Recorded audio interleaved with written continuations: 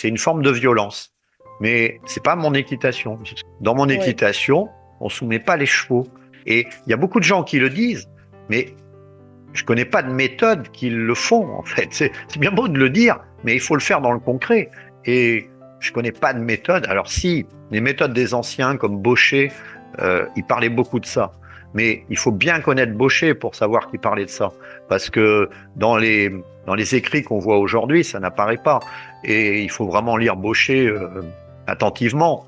Et on sait que Baucher, il a été un des premiers. Il y a même avant lui, il y a eu un écuyer du XVIIe siècle ou du XVIe qui a écrit pour Louis XIV, je crois, de mémoire, quand il était enfant, l'écuyer de Louis XIV, et il en parlait déjà de ça. Les gens lisent pas ce genre de livre, hein. Et pourtant, c'est la clé, quoi, pour moi. Et les méthodes, qu'on prenne n'importe lesquelles, si elles s'attachent pas à ça, et même dans l'équitation éthologique, on s'attache pas à ça, on considère que le cheval, il doit obéir au doigt et à l'œil, etc., machin. Donc, nous, on est supérieur. Le cheval, lui, il doit obéir. De toute façon, il comprend rien. Donc, hop, ben moi, ça crée une relation de dominant-dominé, supérieur-inférieur. On a beau dire, j'entends beaucoup dans l'équitation éthologique, la notion de leadership n'existe pas. Ben alors, l'appliquez pas, alors, si ça n'existe pas. Pourquoi vous l'appliquez si ça n'existe pas? Il y a quand même un problème. Donc, voilà, on peut l'appliquer, mais il faut l'appliquer d'une façon bienveillante, en fait. Quand le cheval, il entend quelque chose qu'on n'a pas entendu, ben c'est parce qu'on n'a pas les mêmes fréquences auditives, c'est tout. Moi, mes chevaux, ils sont capables de suivre à la trace où je suis passé avec mon cheval précédent quand je vais en promenade. Ils ont le nez au sol et ils savent exactement où je suis passé avec le cheval. Et ils suivent et ça me fait rire parce que j'arrive à un croisement, je dis rien, ils sentent et hop, ils prennent le chemin que j'ai pris avec le cheval précédent. Et comme des chiens de chasse. Donc, ça me fait rire. Mais il faut le reconnaître, nous, on n'a pas cet odorat.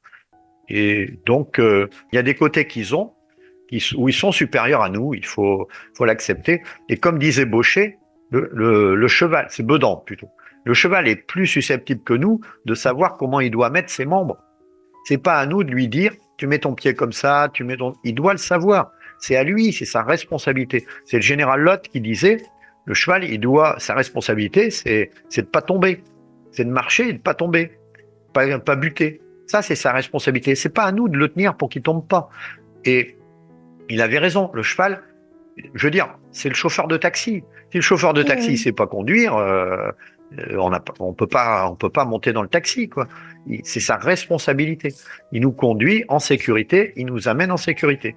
Il faut le responsabiliser par rapport à ça. Si tout ceci vous parle, je vous invite à télécharger le cahier d'exercices pour atteindre facilement l'état hypnotique qui permet de communiquer avec ses chevaux pour améliorer sa communication avec soi-même et son cheval, pour libérer immédiatement les capacités de guérison de son corps, pour faire renaître instantanément une énergie dévorée par les tensions, pour retrouver la confiance en soi, la réduction du sentiment de culpabilité, pour désinhiber la timidité, la peur d'être remarqué, d'être en insécurité. Cliquez sur le lien qui accompagne cette vidéo pour vérifier la disponibilité de votre exemplaire.